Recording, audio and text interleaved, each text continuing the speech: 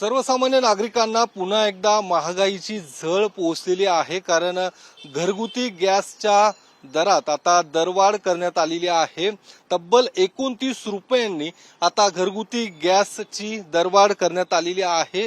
यामागचं कारण अर्थात आंतरराष्ट्रीय पातळीवर ज्या पद्धतीने इंधनाचे आणि तेलाचे दर वाढतात आणि याच पार्श्वभूमीवरती आता गॅसचे देखील दरवाढ करण्यात आल्याचं आपल्याला पाहायला मिळतं। ही दरवाढ आजपासूनच लागू करण्यात आलेली आहे।